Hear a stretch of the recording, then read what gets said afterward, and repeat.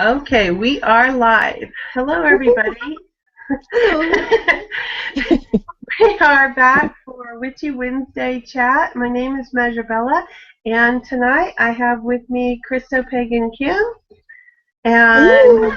Ben Pixie. And we have a few more invites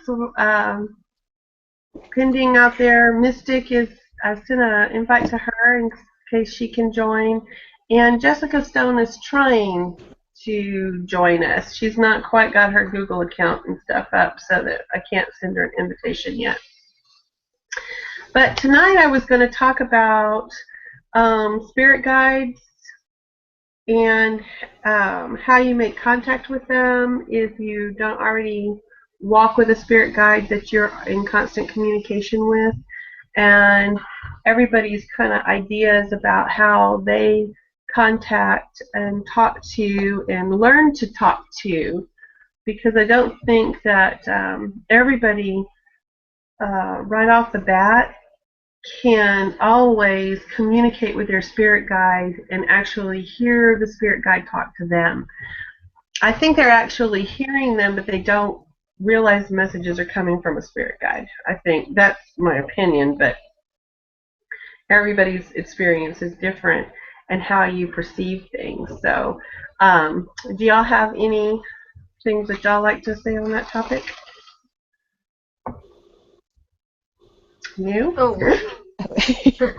Don't all speak at once. No. As far as It's kind of the part of what we were doing on Planet Passlings this week was talking about spirit guides versus spirit allies, power animals, totem animals, familiars, and all the different ways, because there's a host of ways that spirit works through your spirituality and makes personal contact, and we all experience how we hear and receive messages from the other side differently. But all of our spirituality kind of tends to be on how much that we can hear and receive, because we can talk and talk and talk to somebody on the other side, but it becomes reality to us when we actually know we're being heard, when we have some kind of evidence that we've made contact and there is really an ally working for us on the other side, kind of thing. And I think that kind of starts taking away all doubts when it comes to your spirituality, where I was once told, I had to walk by faith, and I turned and I told him, I don't walk by faith. I know. I know. I've played in it. I've received it. I know it's there. It's not a question to me of, oh, it might be there, or it might, I don't play that game. I may not know how it all works over there, but I know it exists over there. So that's kind of what we were kind of discussing as well on Planet Pathlings, is also like, and how do you make contact if you haven't yet really made that personal relationship? As far as spirit guides, I haven't. That's an area I definitely want to grow in. So this is a really great topic for me to learn and grow from today. As far as like source, I feel I feel a definite connection with source. And as far as spirit animals, I definitely feel a connection with certain animals. But as far as spirit guides, that's definitely an area I want to grow in. So I'm really excited about this topic. Yeah, and I think that it's also different. You have to understand that it's also different than your conscience telling you what to do or what's right and wrong and stuff like that. Your spirit ally, regardless of what it is going to be different. It's going to be a different sense of guidance and a different way of guiding you to what's next as well. So I think a lot of people get that confused, especially when they're new on their path. It's like, well, is that my conscience or is that my spirit guide? Like, what's the difference? I think that's one of the things that we should answer too. Yeah, and there is the thing called the higher self.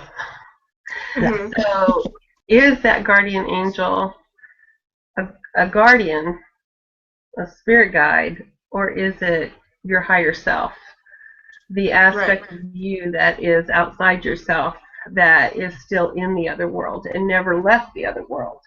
So to me, being that from a very early age I had that thing that I talked to all the time. Now my family is kind of, I've got some weirdos in my family. My sister talked to dead people, and they thought that they were her imaginary friends until they realized that one day my grandmother realized who she was playing with that day in the driveway of her house was a little girl who had passed away the month before, that my sister had never met.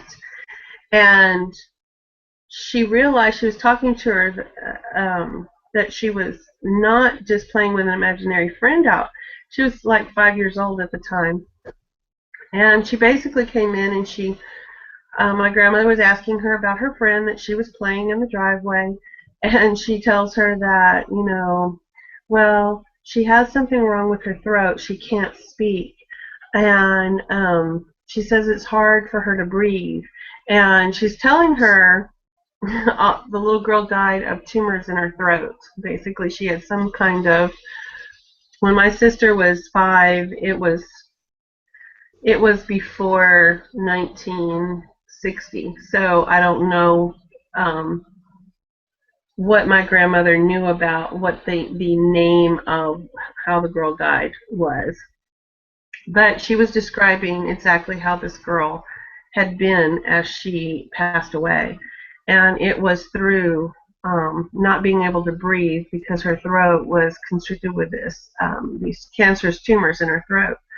So that was when they found out that my sister was talking to dead people. And my sister's talked to dead people still to this day, and she's in her 60s now. I never talked to, well, I don't talk directly to dead people, not like my sister ever. That's her ability. I always talk to my guide. And so when you had, and it was only not, it hadn't been that long in my history that I realized that there was actually more than one guide. But the other guides are not as vocal, and they're not as hard, they're harder for me to distinguish their voice in my head. I understand my main guide's voice very well, very clearly.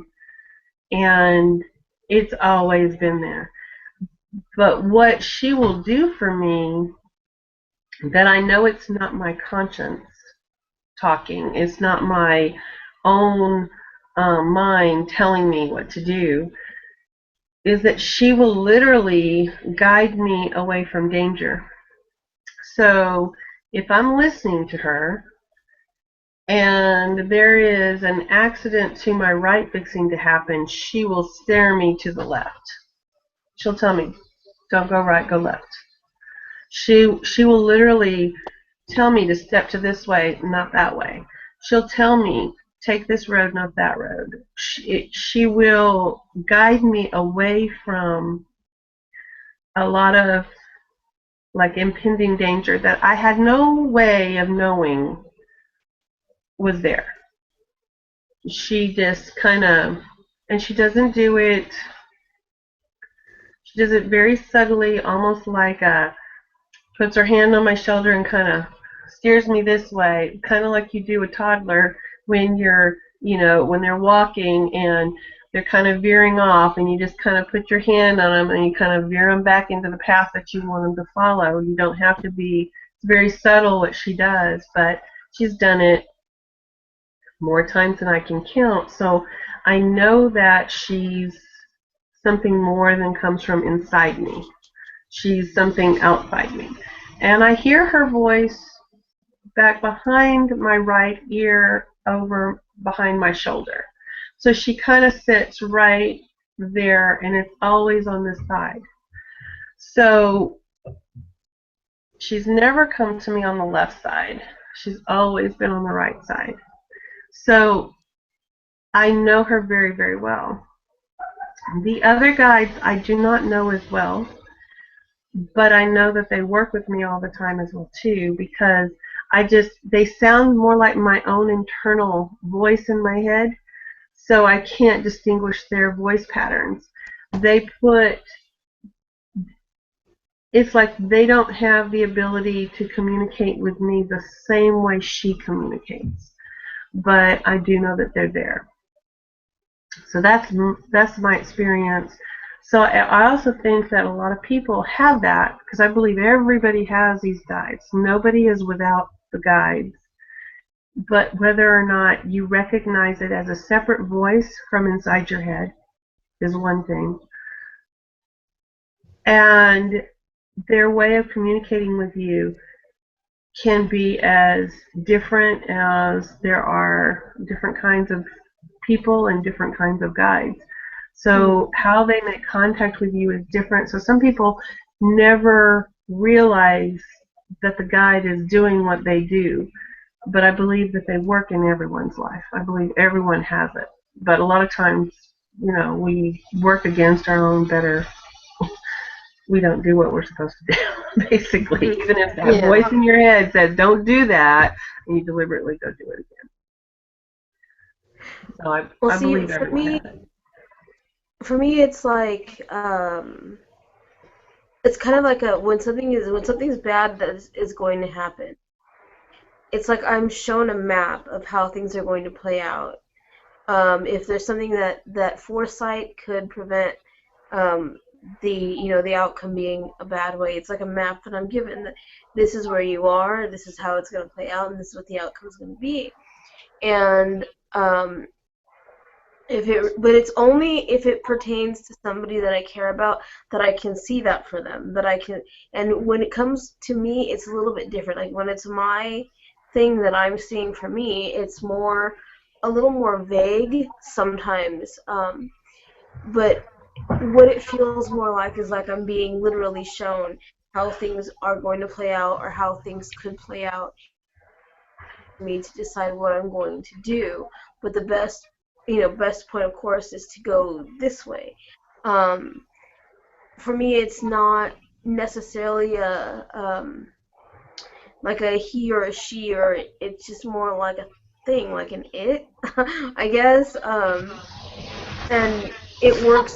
It triggers. I think that's what triggers my intuition, and that's what triggers my foresight of things, is my spirit guides. So it doesn't always come in like a person. It can just come in like a voice, like a disembodied type of voice, or just a sense. I don't know, for me. But definitely is there, and definitely has saved my butt on more than one occasion. And I think it's sad because a lot of people, they get this advice from their spirit guides or whatever counsel they have, and they do ignore it, and it ends up being to their detriment.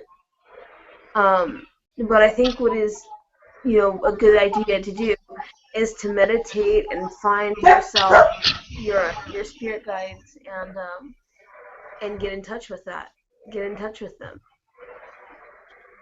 Exactly. I've experienced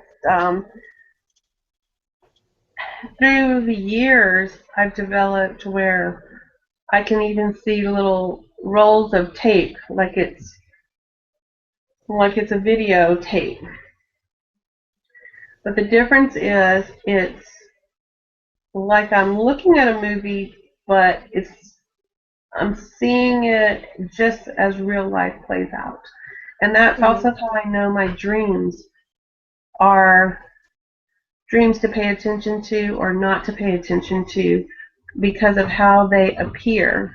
Their appearance is like reality versus a normal dream, which may not have a whole lot of color to it, may not have a lot of the vividness of a real dream is kind of flat. I mean, a regular dream is kind of flat. Whereas the dream that I'm having that is a dream I'm supposed to pay attention to is more 3D. It's more like I've just been thrown into this movie and it is actually happening, and I am an observer watching it, but it's happening around me and I can see it. When I first started having it, um, it started with baby dreams. And the baby dreams, I knew when someone was pregnant before they told everybody. And I could see their child. I would have a succession of dreams, and I could see their child. It would come in clues to let me know the date of birth, um, boy or girl, um, and and I didn't understand that. And when I was telling my mom, someone's pregnant, and I don't know who, but someone's having a baby, and she goes, "That's what your aunt used to do. My aunt, her aunt used to do that. She would have the baby dreams." But my baby dreams kind of went away, and it may be because the family hadn't had any babies lately. That's why they went away. I haven't had any babies to forecast, but it morphed, and then it was I would have a dream, and then I would have tornadoes. And when the tornadoes appeared, it was pay attention to what happened next. The tornado would come through the dream, and that was the clue that this is what starts now, and it would count it off. And so I did that at first. I don't do that so much anymore because now I understand the difference between the dreams I need to pay attention to and the ones I didn't. But they kind of Oh no! As you what happened? Oh, sorry about that. No, you're all right.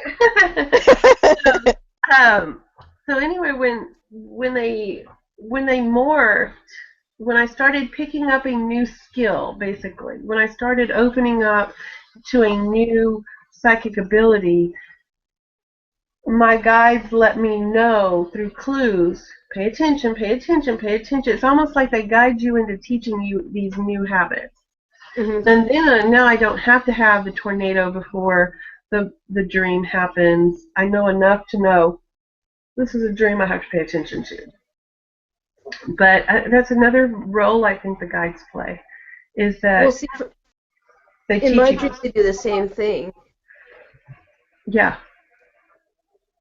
So do you have any of those kind of dreams or anything like that, Kim? Well, actually, yeah, and this has been incredibly insightful. Oh, I'm sorry. Oh, go ahead. Oh, it's been incredibly insightful because I have had, well, kind of to go back a little bit, I've really been closed off to like my intuition. For years, prior to really embracing this path, I've had very black and white linear thinking. I worked in accounting, so I mean, so very I think that says everything I need to say. so I was just closed off to that, and for the longest time, my kind of creative, intuitive side was trying to break through, but I really suppressed it. And since I've accepted this path, and really I got hit by a cosmic 2x4, and it just, when you're on the wrong path, so, the universe will set you straight if you don't do it. Yes, ma'am. And that is exactly what happened to me. Oh, yes, ma'am. If you're not paying attention, they will knock you for a loop.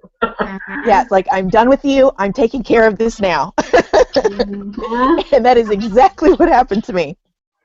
So, this is no longer your choice. We're telling you, this is it. Yes.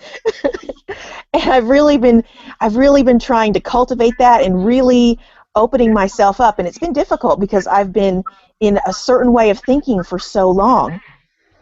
So yeah.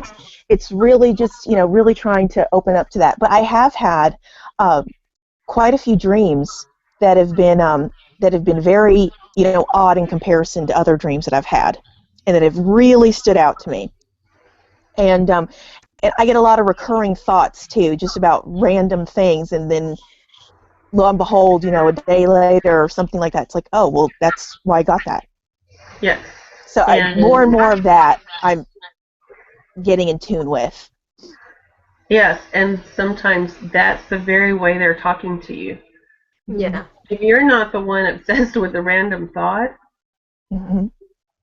something is putting that random thought in your head, and then it appears. Mm-hmm. So it's not ever without evidence. Mm-hmm.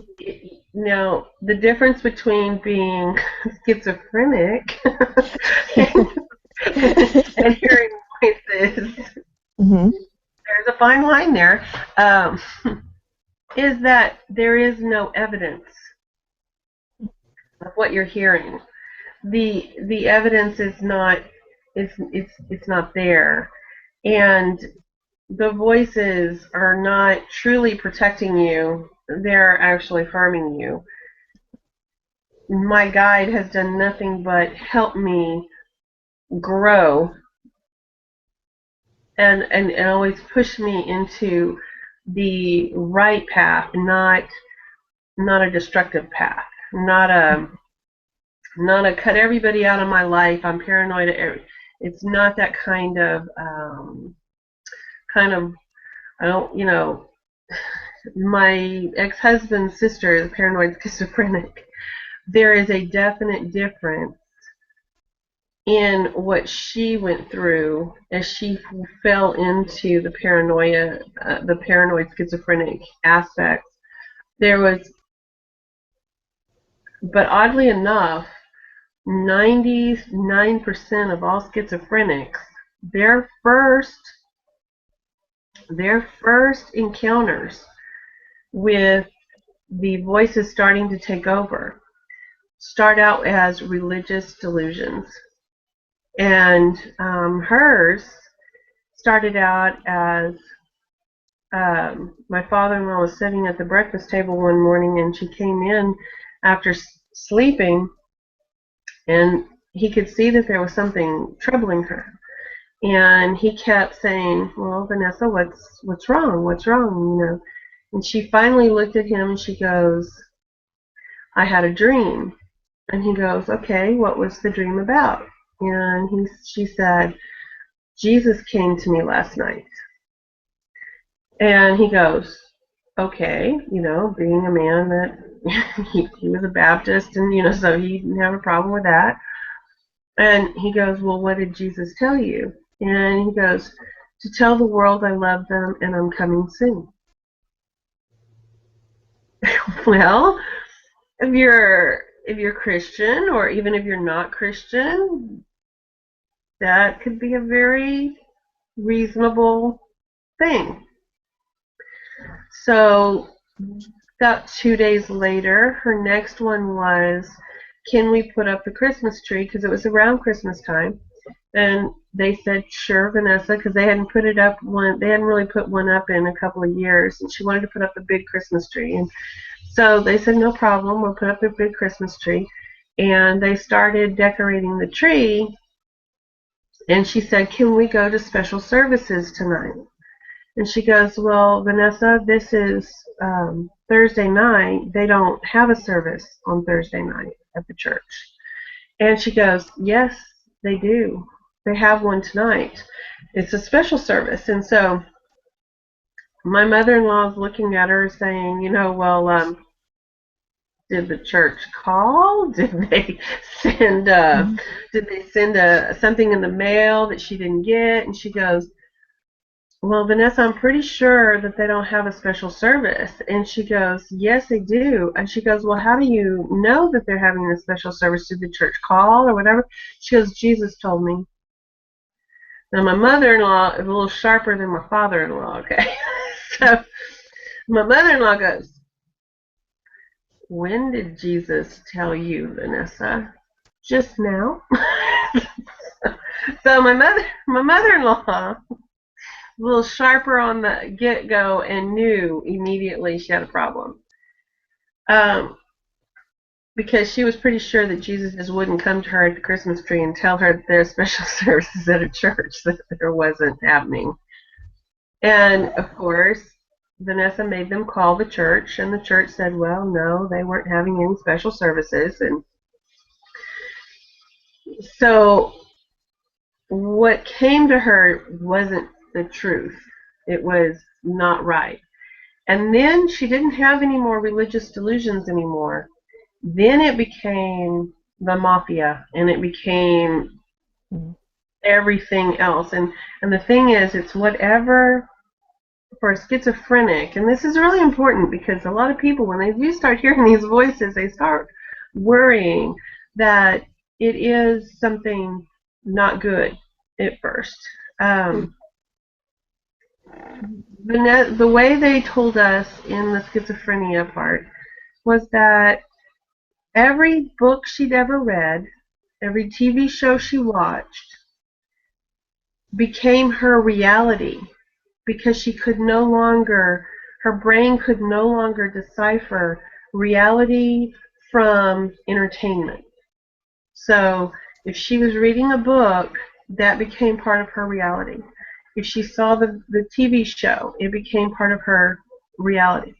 And of course, she was on a kick, a crime spree kick when it happened, so therefore it was the mafia that was involved in all of her delusions from that point. But Christ, interestingly enough, came to her. The first two delusions were religious delusions. And for some reason, over 90% of all schizophrenics start out with religious delusions at first. But they go away very, very quickly and turn into whatever it is that, like if you were playing video games, the video games would be the delusions. They would be in the reality. So a spirit guide is not that. Yeah, and not any of often, that. well, when you're schizophrenic and you're hearing voices, they tend to try and make you feel bad about yourself. They tell you like that you're worthless and stuff like that. And spirit guides don't do that. Spirit guides are positive and uplifting. They're not negative and self-deprecating. So Exactly. And they will offer you evidence that they're real so that you can trust them. Because they realize that they have to give you something that is showing you that you can trust that voice. Because they can show me pictures of disasters, but what am I supposed to do with pictures of disasters if there's no outlet for me to act upon those disasters? If there's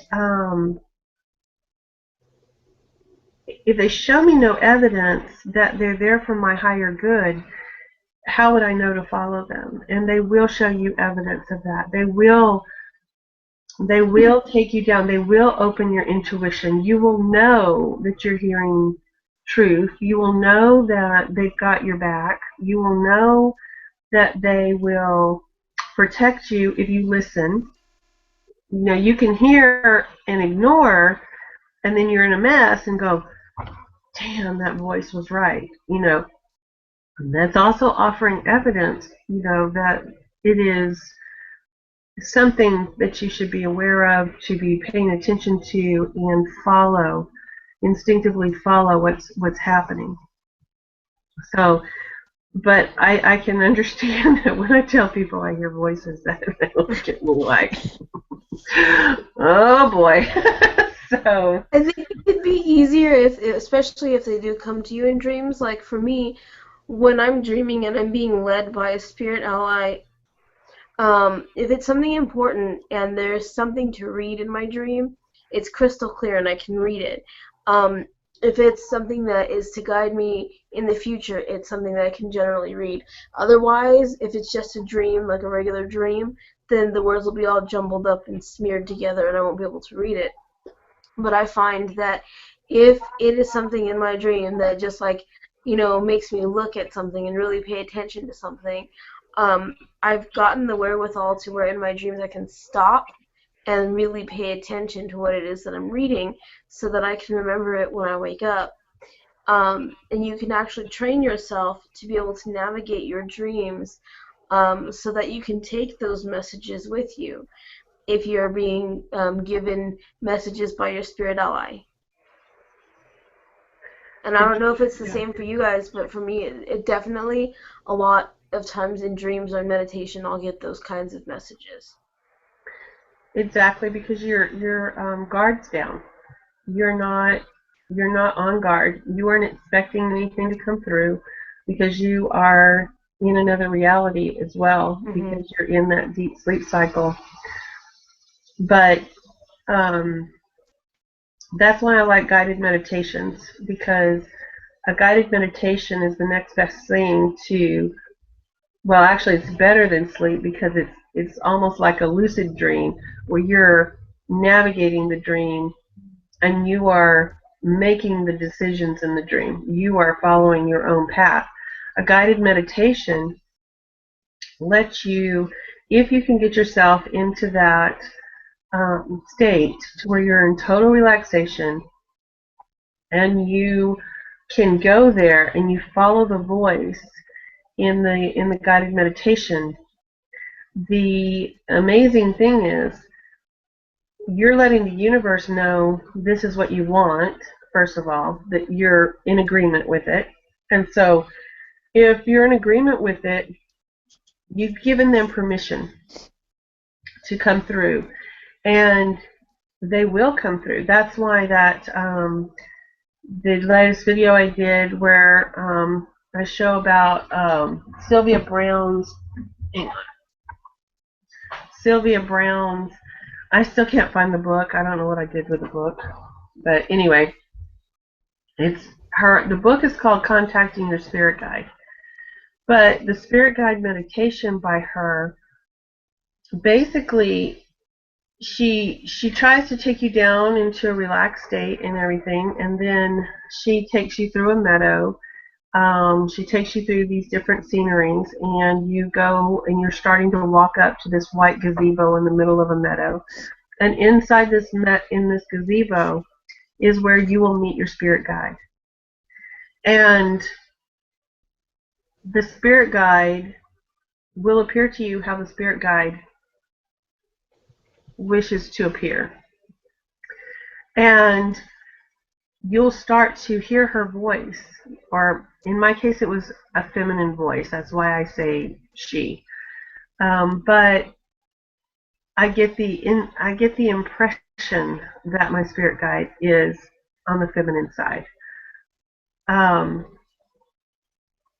But that isn't the way it is for all. I had several of my friends, and the spirit guide was definitely male.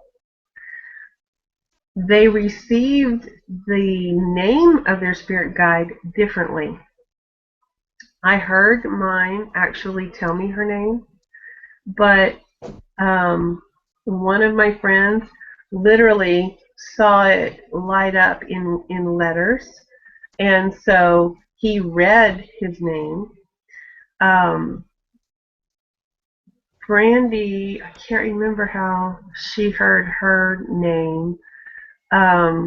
Another friend of mine, she had her name, her spirit guide's name was a feminine name, but then later she walks you through another part of this meditation, and she takes you to a temple, and she's taking you through the different rooms of the temple, and towards the end you're in this huge room with many ways to come in and out of the room from other people. And her spirit guide took her to her grandmother. And so her grandmother appeared in the same meditation. And it was sort of like confirmation that I am your ally. I have your people with, I have your ancestors with me. You know, because we all have more than just the spirit guide standing with us too. We have all of our ancestral ties, people that we have made an impact on their life, they've made an impact on our life, and then just random spirits up there too that taken a shine to us to try to help as well. Then there's the Ascended Masters. There's all kinds of different, people that come in to help you with whatever your issue happens to be. You can call on almost anybody, and they will show up and be on your team, basically. So she was the only one, but in that hall, she was just passing a whole lot of people, and out of the blue, her spirit guide took her straight to her grandmother. So I love the Sylvia Brown meditation. I haven't met anyone yet that had not actually met their spirit guide in that meditation, and all but 2 people, I think, that did not get the name the first time, but did get it in subsequent doing the meditations over again. I think they just didn't quite get deep enough into their relaxation state because they were apprehensive of what was going to happen. But eventually, through a couple of times, they also got the name of their spirit guides and stuff too. Awesome. I have to check that out. Yeah, it's. I got it at Half Price Books, and Cool. I have actually purchased it twice now because I messed up the first CD. Oh, wow. So I've actually purchased it 2 times so that I could, because I love this meditation, and even though I talk to my guide all the time, this meditation kind of helps me open up because there's a second part of the meditation where the spirit guide is taking you through those rooms in that basic, like a temple that you're going through, and you never know what you're going to meet in that big hall that you go through. So it is awesome. Very cool. Yeah, that sounds cool. I like doing those kinds of guided meditations, especially in regard to spirit guides and things that are going to help further my practice or my path. Because what I find is that when I do those kinds of meditations and actually actively go seeking for those things, like spirit guides or what have you, I find that I'm sending the message to the universe that I'm opening myself to finding new things on this path, and it gives me I'm always granted something. Like, your openness is usually going to be met with something that rewards you for that openness. So if you haven't tried it, I would really suggest doing it. It's really, I mean, it can't hurt. If anything, it's going to help you. Yeah, definitely. Yeah. The other one I like is the Native American one. Look at that one. And it's called Shamanic Journeying.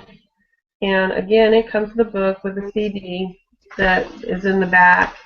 And it basically, it's a little bit harder only because you have to really read the book. And then when you put the when you put the CD in, the CD is nothing but the drums and the rattles and the whistles and stuff like that from the Native American culture.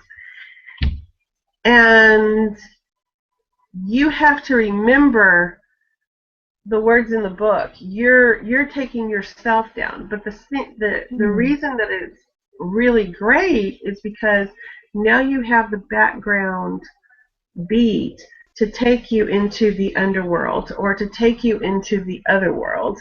And you can use that meditation any which way you want. You can define it for yourself. But the book itself takes you down so that you can meet your power animal and see what animal is showing up for you at that moment. You know, what animal you need to be walking beside you at that moment. Because power animal can change according to what you need to work with, what you need, because each animal has different qualities and characteristics. And again, it's a lot like a spirit guide.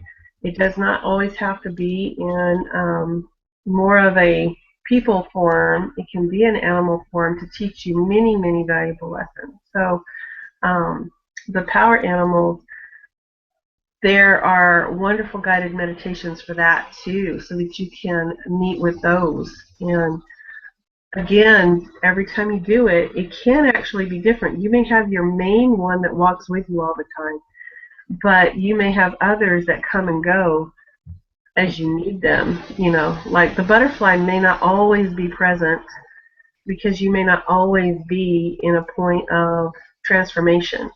Because sometimes we're in the static period that after the transformation that we don't need to continue to morph at that moment. It comes again. They come in and out of your life too. Mm-hmm. I think the Shamanic Journey CD is on Rhapsody if you guys have that. And one of the things that I wanted to add to why having to read the meditation is a good idea as well is because if you want to, what you can do is you can record it in your own words, the meditation, and when it's coming from your own words, it'll get imprinted in your brain so that eventually you won't even need the meditation at all. You can just listen to the music and it'll be there in your mind. Yeah, that's an awesome way to look at it as well too. Have y'all met y'all spirit animals? I'm sure, Spin, you have. Oh yeah, yeah. I've done a lot of meditation, especially in the beginning, and then I have this one right here, who's my earthly spirit animal. What is Hang on, I'm But trying yeah, when to. I first started my path, I did a lot of that kind of meditation. And it's something that I've wanted to keep, that I've kept up ever since, because I think that it's fascinating the way that things changed based on who you are as a person at that time, especially when in regards to your spirit animals. Oh, Because sometimes it can be like, oh, well, last time it was a frog, and this time it's a wolf, and well, if you haven't gotten to that stage yet, where you see the correlation between your life and your spirit animal, eventually you will, and then you'll realize, oh, well, that's why my spirit animal right now is a wolf. It was preparing me for this point in my life. So it can also be the precursor to what is coming next on your path. we have one viewer, and it's Blue. Hello, Blue. We miss you, and I hope soon you can join us for the chat and actually be on it. I think she would be Finally, good on this. she would have been beautiful on this because her journey recently has been into the shamanic realm, so she would be perfect to be in here. She would definitely be perfect to be in here.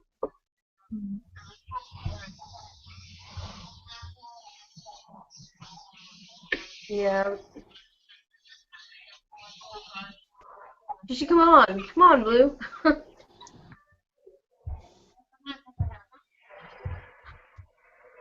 So yeah, so have you been enjoying this week's topic toy for Planet Pathlings? I have actually, and I missed the biophilic because my kids whisked me away on Sunday for Super Bowl Sunday, which I'm not a big. I was raised with a professional football player in my house, so me and sports, I'm over it, basically.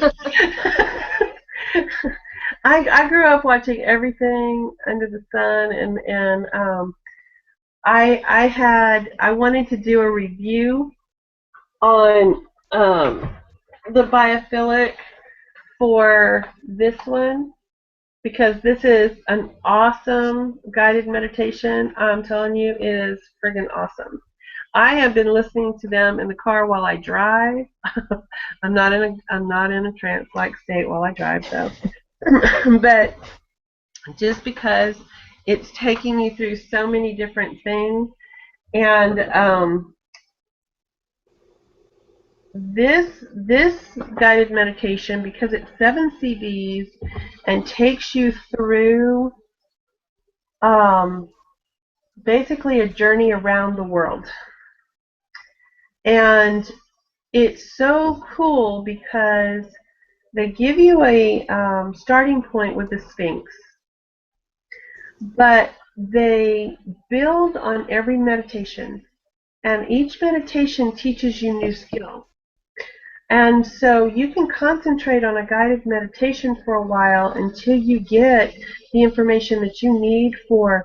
There is the tarot cards, there is the runes in there with Odin, there is Native American workings, there is Aboriginal, there is the Hawaiian, there is different points in Egypt, Israel,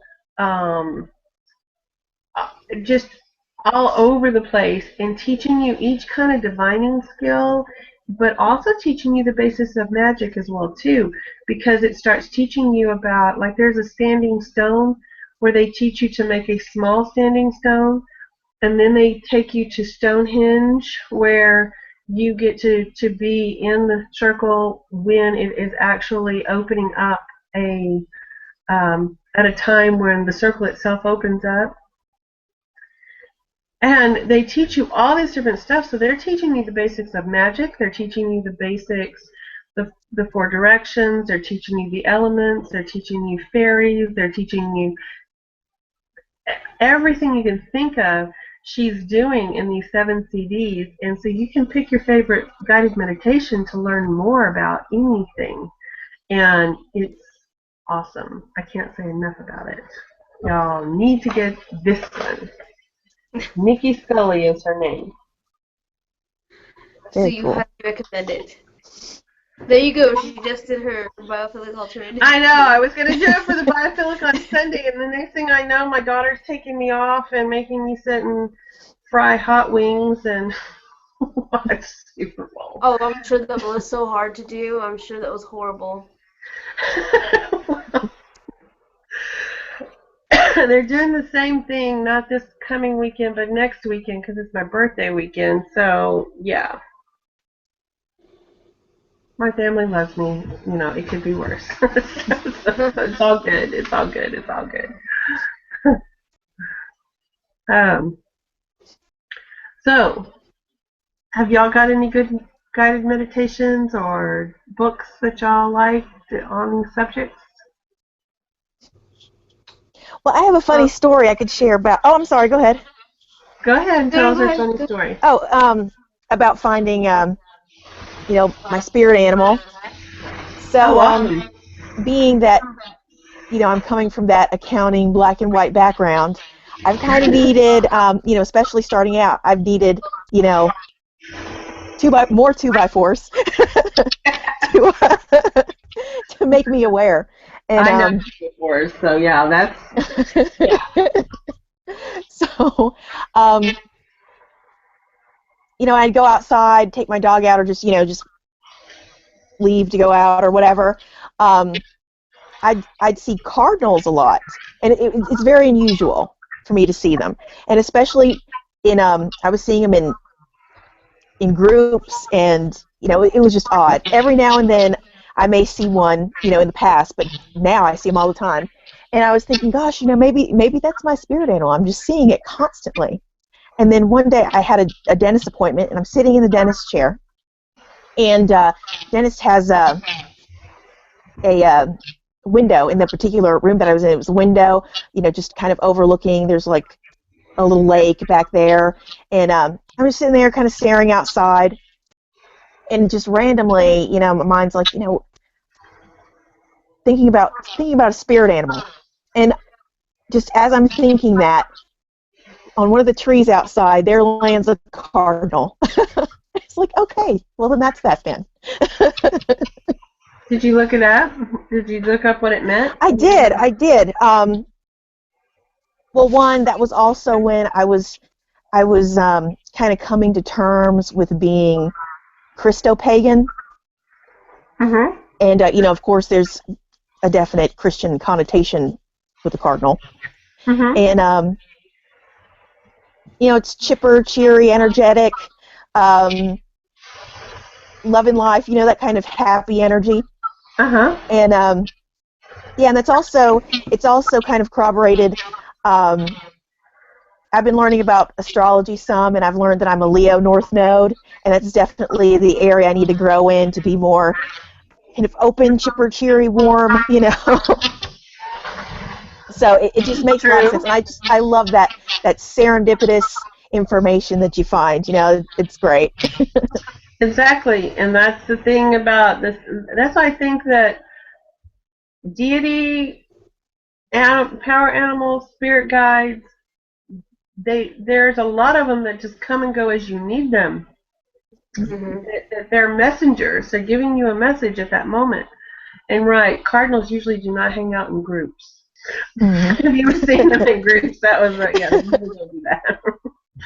I was like, what's going on? But yeah, I really needed that big, hey, this is for Yeah. you. And I'm bright and red. Don't ignore me. Yeah, exactly. You can't miss me.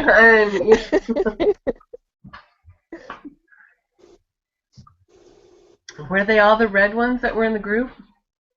The There ones, was the males? there were actually 4 that were the bright red and 1 that was dull. Okay, there you go. So That's yeah, not normal. yeah. There should He's have like, been look at 3 me. dead red ones, 1 dominant male, and because one of them is going to kill the other ones, they don't want another male around. They can get quite feisty. Mm-hmm. But yeah, it's just those 4, and I was constantly seeing them. And it's funny too, because as I've grown and progressed and made decisions of different turns, that I'm making on my path, it's funny because I'll go outside and I'll see them. I'm like, okay, well, that's confirmation I'm I'm doing the right thing. Yeah. Very So yeah, definitely. it's been very I just have to laugh to myself, but yeah, it's been very, very interesting. I really enjoyed it. I'm telling Birds are you, yeah. those spirit animals that when they're taking precedent in your spiritual path, they tend to want to come to you. I don't know what it is, and especially, at least in my experience, especially when they're birds. Like, I mean, I don't know what that's about, but like, if your spirit animal at that time is a hawk, you'll most likely find a hawk or owl feathers or whatever bird it is. I don't know what it is about them, but they seem to want to make themselves known more than in just a spiritual presence. They'll send an actual physical messenger to show you that yes, your dreams are correct. This is your spirit animal at current. I don't know. Yes. Go ahead. Blue is also another one that should be on here about that too, because she's the one that was everywhere she turned, she was getting feathers. And she was receiving feathers in places she shouldn't be receiving feathers, like her basement steps. Oh Yeah, wow. yeah, she was receiving. I mean, it's not like okay, I'm outside under a tree. Well, oh look at this. Oh look, I found a feather. No, she was receiving feathers in places that the feather should not have appeared. And she has very interesting stories. If you've watched any of her videos, her name is Blue August, and she's a wonderful artist as well. But she started going on a shamanic path. But even before she did that, she was receiving feathers.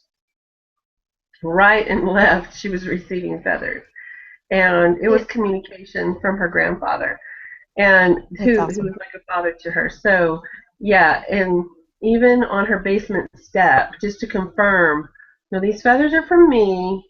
She goes, I walked down there, it was not there. I turned back around, it's there on the steps. So 1 minute it wasn't, the next minute it was, and she was just like, it was inside her house, basically, in the basement. So what bird got in there and left her this feather? Yeah, no, wasn't happening. It wasn't that kind of. It was special feathers, basically. And then you got special feathers too, Spin, Twice. because she got. Yeah, she got. Was it the owl or I got owl the feathers hawk? before my grandpa passed.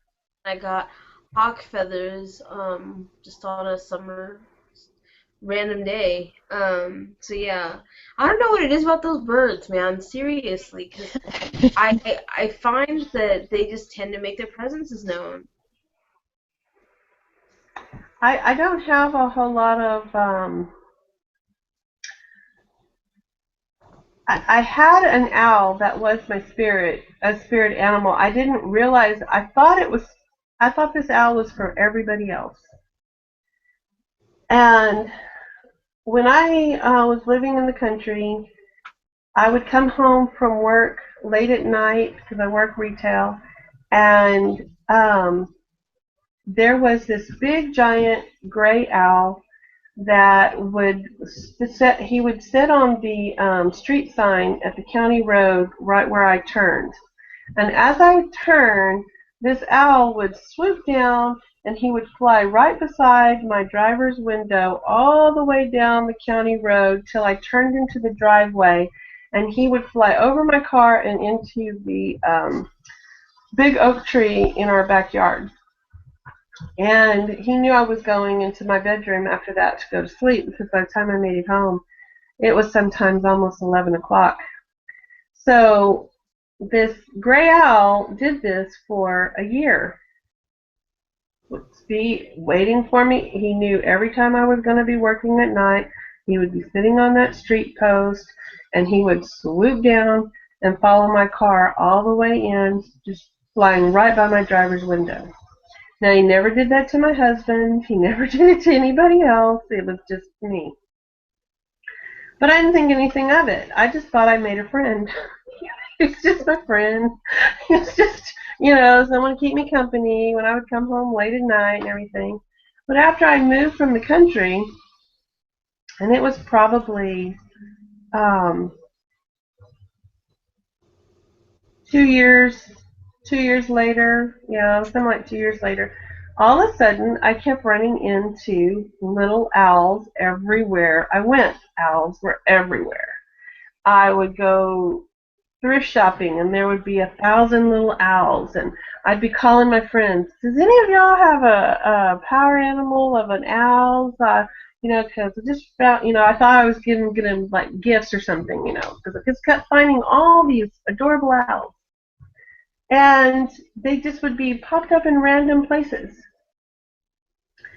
And everybody would tell me, no, I don't have a no, I don't have a no. Stupid owls are for me. I was like, I was being so stupid that owl, he stayed in my life for over a year, swooping down beside me, and it was at a time when I needed to leave my husband. The owl was trying to show me the way, and it wasn't actually back home to that trailer. It was trying to get me to leave. But anyway, that's the only bird that I've ever had that really worked with me as a spirit animal, is the owl. And the owl is also very associated with my goddess as well too. So she was showing herself, I guess, to me as well too. So don't know if it was just really a sign from my goddess, or if it was the power animal itself, image of the owl. But there's lots of ways an animal can give you messages, because sometimes it's associated with deity too. I've had 2 other birds make themselves known to me. Not quite to the degree of the cardinal, but one being the blue jay, and that's pretty rare for me to see those, here. That is a feisty animal as well. Yes. You get some feisty ones. And I got a feather from a blue jay. It was just left me, and I just saw it, and I was like, that's a gift for me, and I just knew it. And so that was one, and I've seen it quite a bit, but not as much as the cardinal. I see the cardinal a lot. I even have a picture of a cardinal on my Instagram. but also robins.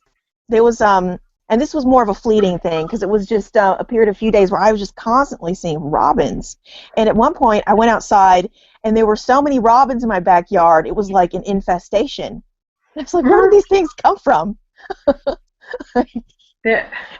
And you lived there for a long time, where you Oh live? yeah, yeah. I've lived here for a long time, and we get birds, and I'd see these birds, every now and then. It was, it was more like of a special thing. But now I'm Mm-hmm. just constantly seeing them, and it's just really interesting. And I've just seen, lots of little things like that.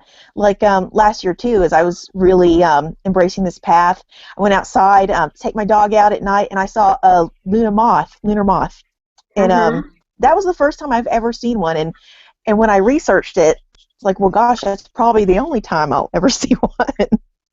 The But thing is, the only reason I asked you is if you've lived at your house where you live for a long mhm, time, it's because I wanted people to realize that these are not just because, oh, I suddenly became awake to nature. It right. is not normal for your backyard to be filled with robins.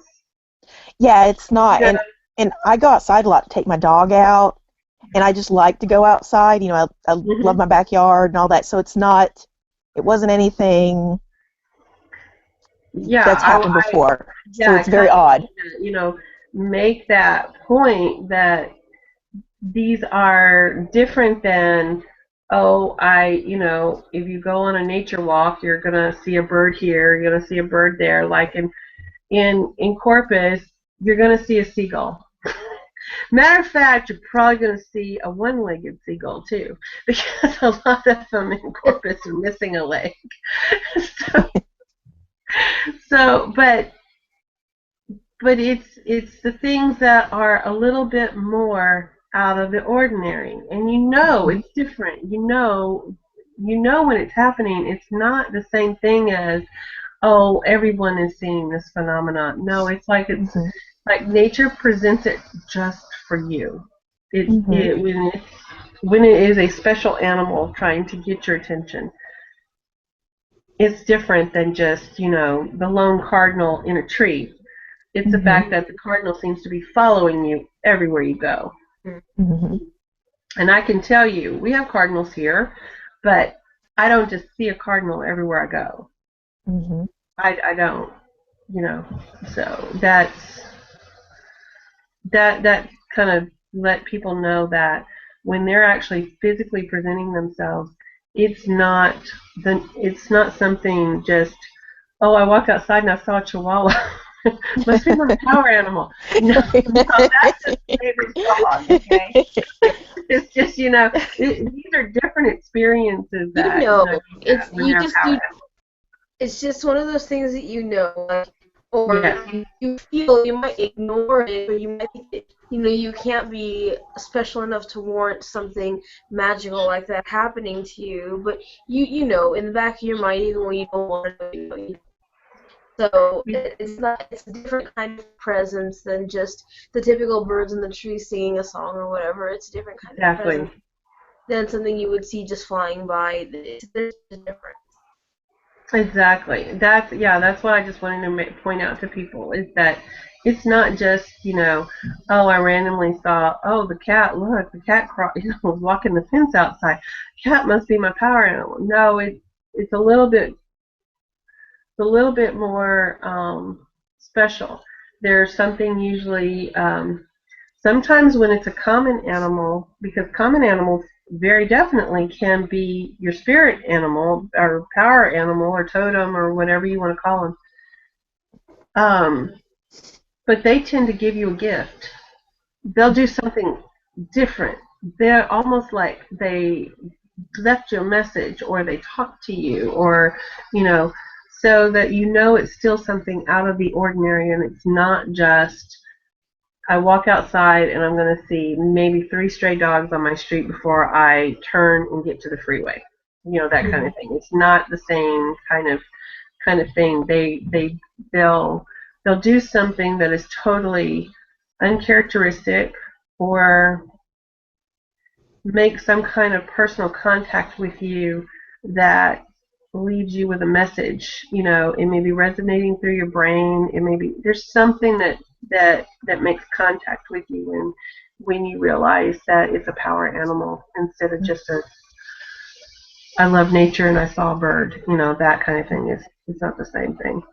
A good thing to do when you see something like that, or when an animal makes it a point to make a presence to you, is to look up the significance of those animals and try and find out what the significance of a particular animal is, because that could be a message in and of itself, Mhm. as to why you're seeing an animal. Does it warrant, a death or a birth, or is somebody that maybe passed away coming to visit? Maybe that was their power animal. You never know. So when something like that happens, just even if it's on a whim, just look it up. See if you Hmm. can't find what that particular animal visiting you really means. Yeah, because it's definitely there is a message usually involved. But if it's and even if it's your power animal, there's a message involved because there's something about the animal itself. So you don't have to just get an esoteric kind of book that's telling you about the characteristics of an animal.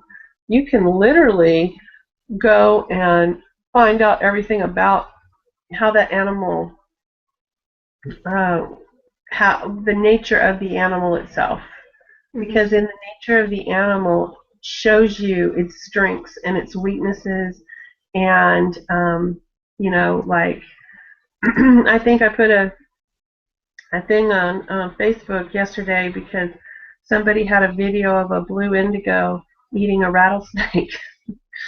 On Texas, they're a common sight, but it's this big blue, almost a boa constrictor-like snake. They are totally harmless to people, but they are totally immune to rattlesnake venom, and that is their predominant diet is rattlesnakes. So when you see a blue indigo, and so if a blue indigo came, they're although they're all over Texas, they're not an animal that you're going to spot all the time. But when you see a blue indigo cross your path, there's several things that can come to mind about that particular animal is that first of all, where the blue indigo is, there were rattlesnakes. So it could be telling you to be careful who is around you. It can be telling you to be careful about your surroundings. It is a protector, and the reason why the King Ranch imported them in the first place was to disperse them so they would eat the rattlesnakes so that people and animals would be less likely to die of rattlesnake bites. Um, so they're defenders, protectors, but if they show up around your house, that means there's something there that was part of their predominant diet. And since rattlesnakes are their predominant diet, if you think of a rattlesnake in that kind of a situation, you think of a predator, a pest, a problem, um, dubious type people are around you, kind of thing, and it would alert you. So I mean, there's different ways to look at animals in what their natural habitat is and what they do and how they act is something that can tell you something about the nature of the power animal showing up in your life, kind of thing. If I found a blue indigo outside, I wouldn't necessarily think there's rattlesnakes around here, although there always could be. Um, but I would take it that I would take it more spiritually that there were people around me that I needed to be careful of. I needed to be wary of. Hmm. Um, that would be what would be something to me, and that would be a rare sighting if I walked outside and saw blue indigo in my yard. So that would be definitely like a power animal spotting, an animal with a message at the very least. I would add too with the Luna moth. I don't believe that that's a spirit animal for me or anything. I felt it was a real confirmation because at that time I was really. It's when I was really kind of noticing, okay, a blended path is for me, and I was having some conflicted feelings.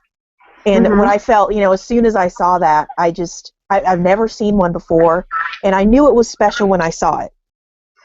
And afterwards, just doing the research that they only live for like a week and they have no mouths, it's like, yes, this was a very definite sign.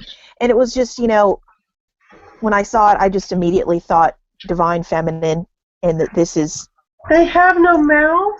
They have no mouth. I was like, what's going on? Like, if I, it's another one of those 2x4s. Like, hello. They live for like a week. They're so beautiful, and had I known that when I saw it, I would have taken my phone out and taken a picture of it. Oh my goodness! But it was like 2:00 in the morning. I took my dog out, and I was just half asleep, and I saw it, and it I just immediately had that thought, but I went back in and laid down, and that was it. But yeah, I wish I was a little bit more awake. And would have gotten my phone and taken a picture of it. But it was beautiful. It was really amazing. So does anybody know what the tarantula would represent? That's a good one. I am just remembering a time, and I could just really shoot myself because, it just really dawned on me that I had an experience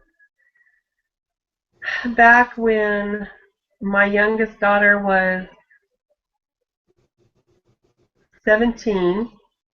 She would have been going to turn 17 because this was it was Halloween, the week of Halloween. Actually, I believe it was the day or the day before of Halloween, and I was living on the outskirts of Corpus with my husband, my children. 2 of my children had already gone to college. She was the only one left.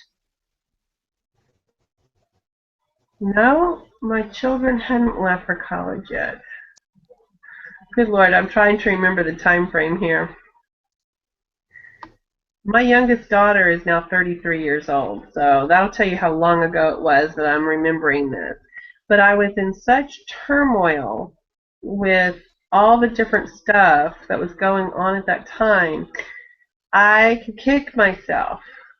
We came home from work, and we all hit the house about the same time, and it was about between 5 and 6 o'clock in the afternoon.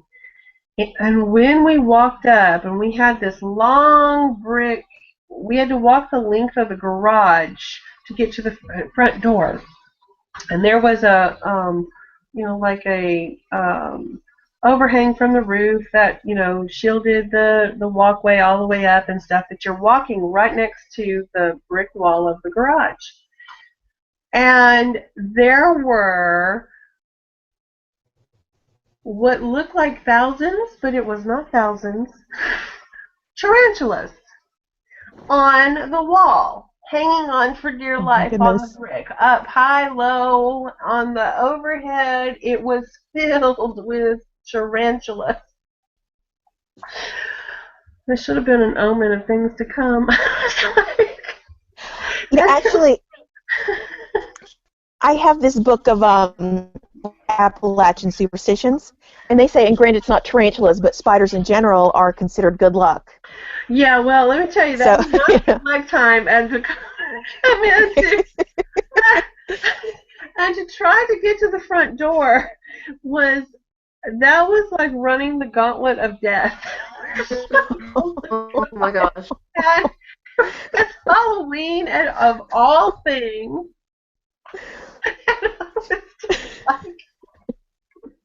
and I just realized I never looked up to find out what the tarantula meant. And the thing was, they kept appearing, but not like that. After that, it was only one at a time. But my husband was in the backyard, and he was weed eating, and he tried to avoid this tarantula that he saw because, they're generally good. They're creepy, but they're not bad animals, And the Rottweiler was trying to get because to I'm the curious. tarantula, and my husband was, making her back off, and he was trying to weed eat, and he ended up whacking off two of the tarantula's legs. He didn't mean to. The tarantula kept running in the tall grass, and so he didn't know that where the, and they bleed translucent blue blood. Fluorescent, translucent blue blood. That's the Wow. proof. Their blood is blue. And so, in back of us, there was a big piece of land that the people's houses were way away from us, maybe an acre, out away from the back of ours. We were in a normal neighborhood, but behind us, these people actually had like acreages. And the people behind us directly had a bunch of chickens that were out there. So my husband pitched the tarantula over the fence because he didn't want our dog eating the tarantula.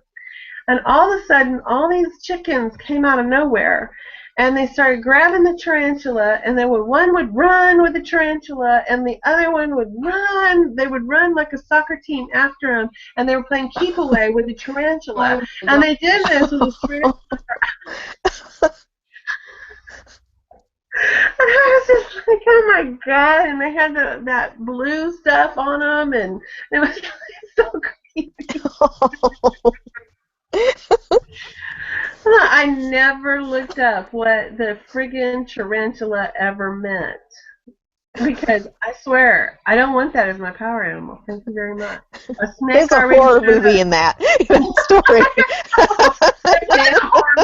It was Halloween when it happened, and I was like, no. God, I was like, oh, my life with that man was one big horror movie. The tarantulas were confirmation. I needed to get that hell out.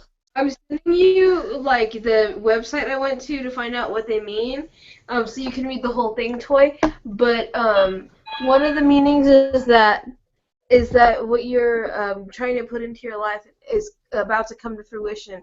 You just have to be patient. But that's just one of them. It goes into what it means if tarantulas are your power animal or your totem. It goes into that. I don't want to creep tarantulas.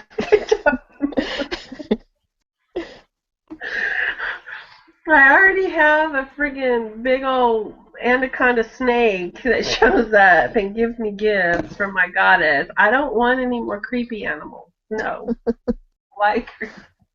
I don't like snakes, and I don't like. I don't mind normal spiders. I don't like creepy spiders. I don't like spiders. I don't like creepy spiders. That was man. Sorry.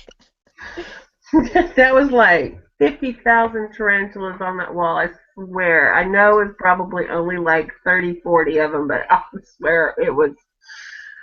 And to try to get to the front door. And the front door, because, in October, it's already starting to get dark, okay? Just to remind you, that was daylight savings time at that time.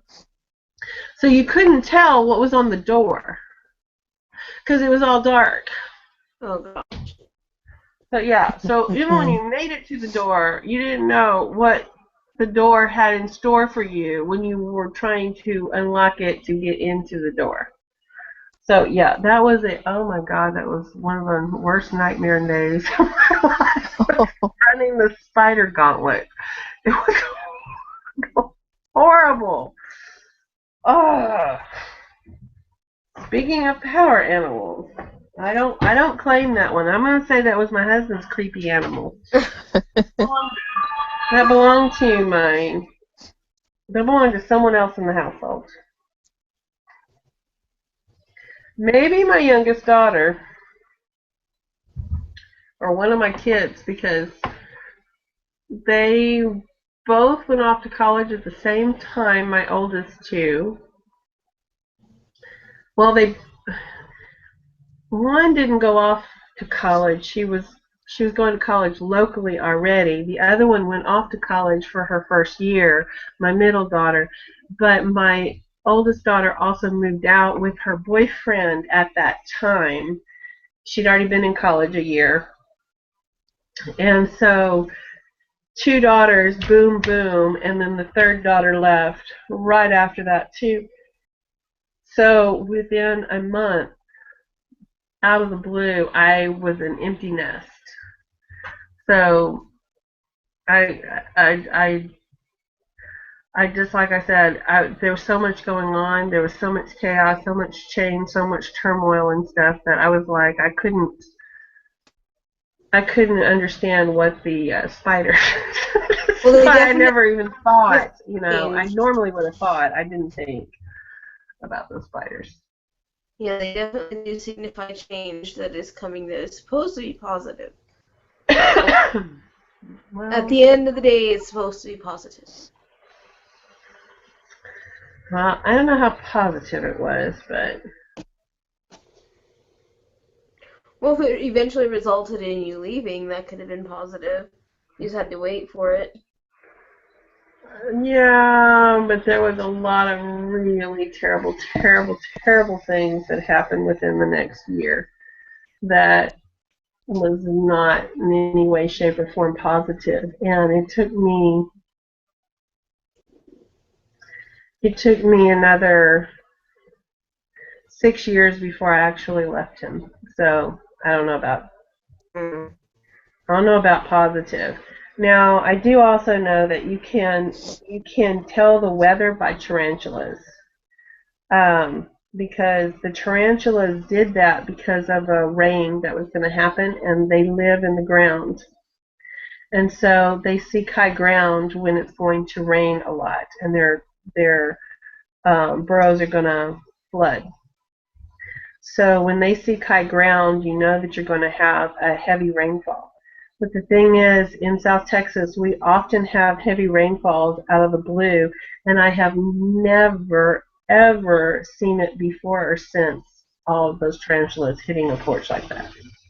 Ever. Ever. That's why I was like, that's out of the ordinary. And nobody else's house had them. No, nobody else's house on the street had them. And there was like 40, 50 other houses on the street. Nobody else had tarantulas on their house. Nobody. Just me. So, like, no, the universe conspired to give me tarantulas, and I was not happy with it. Or it was probably my youngest daughter. She probably wished it. She was a little bit in the goth scene at the time. It was probably her tarantulas. It probably all belonged to her. Next time I see her, I'm going to have to kick her butt. Remember when you sent me a bunch of tarantulas? I still don't appreciate it. Just give her a smacking when she asks what that was for. Just tell her you're a tarantula. How is her bringing those damn tarantulas onto that damn porch? I remembered. I know. I smacked you for that. I'm going to blame it on my Scorpio child. She's just a pain in my butt. Well, per an episode of Bizarre Foods, they taste like crab. So if you enjoy crab and you see them around again.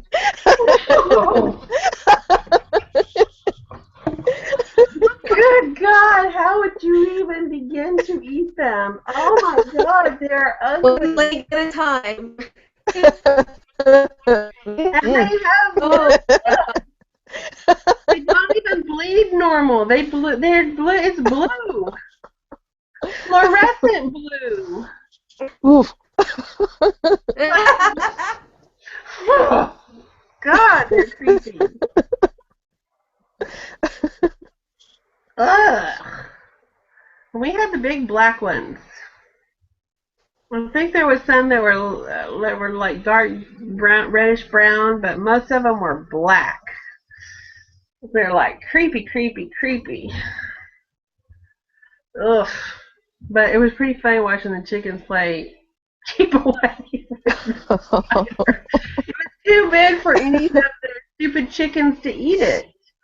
So they just kept grabbing at it, and the poor thing was just like, I was like, oh my God, I think they're creepy, but I didn't want you to be throw them over there to be picked apart slowly. Oh my God. In the chicken's mouth, and then the chicken would come up and pop the other chicken in the face to make him drop the spider, but another chicken would come and grab it as it fell, and so the chicken that popped in the leg didn't get the spider, and they just kept doing this over and over, and they played for an hour and a half with that spider. Oh my God. An hour and a half before there was nothing left of the spider but bits and pieces that they'd been eating. Chickens are mean. Spider oil, you know that? Ugh. No spider oil. Oh hell yeah! Tarantula blood. Oh, and just Are you crazy? Oh, like this really pretty blue. No, I had to marry me a hunter or something, because I ain't touching that damn thing. Oh my God, no. You don't have to touch them. Just get some paper and scoop them on into a jar. Then take your little pestle thing. It's bigger than your hand, Spin. Well, bigger than your hand. Get a big jar. They make big jars. No, you should have had a beautiful looking spider oil. Ugh. If they're bleeding blue and are bigger than your hand, I think those were actually those face huggers for me. Yeah, I was afraid it was going to hurt because it fell off the wall onto me. And oh my God, I would have freaked the hell out if it had fallen on my head.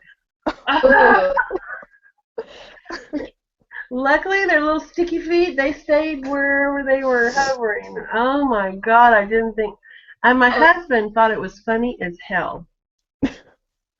Another reason for the divorce, okay? Thought it was funny as hell. And so he wouldn't go in and open the garage door for me so I could go into the garage. No, he made me run the gauntlet. Oh. See, now, I'm sorry, but better you than me, because in my head, they've already had babies, and there's egg sacs everywhere. Yeah. My hair and have babies in my hair, and I'm going to get, like, all bitten up in the head by tarantulas and die. No, pretty much that was me. Yeah, no, yeah. Yeah. Because Martha Stewart had a thing out. You know what she did? She took this, you go, and you get one giant, one of those big giant spiders that you spread out, you know?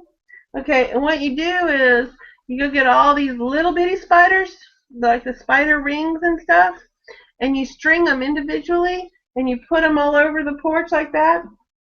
Then you make the giant egg sacs by getting a white pair of hose, and like the nurse's hose, and you cut off the legs, and so then you get this big ball, and you put some batting around it, and you shove it into the pantyhose, and you're making giant egg sacs hanging down as well, so it's like the big mama protecting her eggs, and all the little spiders and then you make the kids walk through that gauntlet. Yeah, That's not going to do any damage or anything. Exactly. And then I come home to real tarantulas all over my freaking porch. I'm like, no, Halloween of all time, Halloween week. It was, I don't know if it was Halloween day, it was Halloween week. They were probably all fake, and your husband just put them there to freak you out. Oh no, they were moving.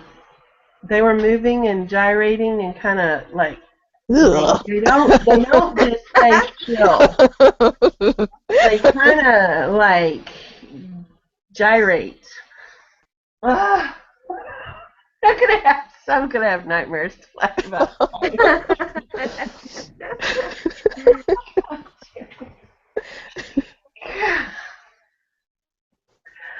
I better not be dreaming about no damn spiders tonight. That's all I got to say. That's funny. I'm drinking raspberry tea. I think I need to go get some wine because it's going to be a long night. Oh my God. Oh. So yes, I have all the creepy, unusual things happen to me. I don't get pretty red cardinals and stuff like that. I'm like super thankful for them now. I already was, Exactly. but just even more so.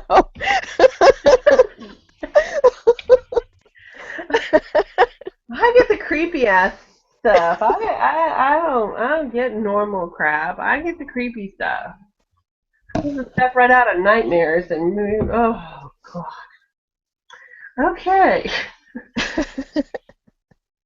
Now that we have that out of the way. Yeah, now that we have that out of the way, I'm so happy that this conversation turned to horrible memory of 1,000 tarantulas. And that I was so traumatized. There was no message to be given to me. I was traumatized.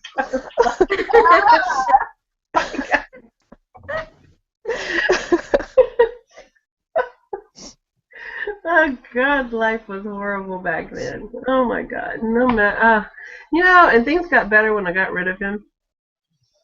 No more trash. Hate to say it, but drama went, everything went. It's like the universe's way of telling you when you make proper choices. Mm-hmm. And yes, and they slap you with 2 before as well. Mine throw me down hills and break my shoulder. So yeah, the universe has ways of they don't treat me gentle. They treat me pretty awful sometimes because I can be stubborn. Oh yeah, I'm stubborn too. I mean, it'll just take me. It takes me quite a few messages before I'll accept it. Yeah. So it has to be like in my face, and I'm trying to work on that. Yes. But yeah. I've decided. Oh, you mean I just had to just do what I was supposed to do, and you wouldn't have hurt me? Oh, well, okay. I had to, but I can be having my latest deity when he came to me. He stabbed me in the damn hand, and it was like, what did you do? Well, you were being stubborn. I know. I kept The more stubborn you are, the more I know, but it was a dream. I was trying to get somewhere. I was just in a dream, and I kept telling him, I gotta get to the Council of Ladies. I gotta go over here. I gotta get to the Council of Ladies, and he kept saying, you can't go. You can't get there from here. You can't get there from here. I said, you may not be able to, but I'm going from here to there, and I'm going. And they kept telling me, no, you can't get there from here. You can't get there from here. And the next thing he stabbed me in the hand, and I was like, bitch, what if I don't get that? And I'm still talking to him like this. And I am already aware who this is, and I'm still talking my shit to him. Like, you may not be able to get there, but I'm going here. I don't know. I'm not going over here. I'm going there. And he kept telling me, oh, no, you're not. And I finally made it where I was going, but the Council of Ladies weren't there. And basically he was saying, see, bitch, you're not going there. I'm telling you what I'm telling you. So now I'm having to work with the masculine instead of the feminine because apparently I run over Mama, and so Daddy has come to put me in his hand. Okay.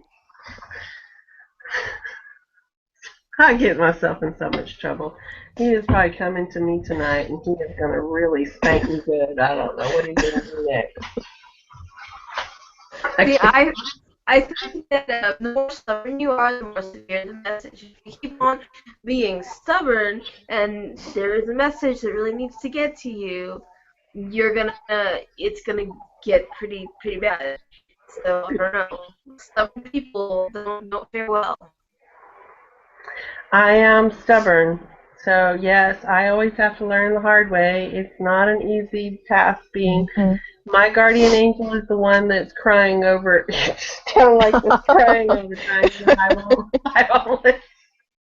I'll listen to her about a lot of things, But there's just certain things, if I have it in my head that this is what has to happen, I try to force the issue, and it doesn't ever come that way. And I know it doesn't come that way. But do I learn? Of No, course I not. am stubborn. I'm stubborn, stubborn, stubborn. Oh man. Yeah, 2014, that's when everything really just fell apart for me. And I just can identify with that because, yeah, I'm super stubborn. You know, the ship is sinking, and I'm trying to be like the little Dutch boy, sticking my fingers in the holes. Like, this ship ain't going down on my watch.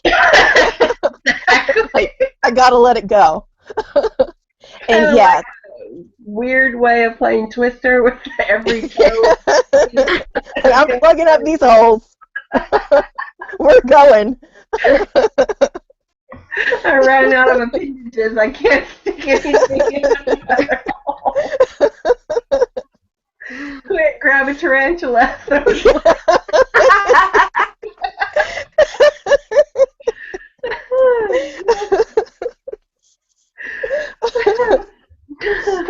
be me.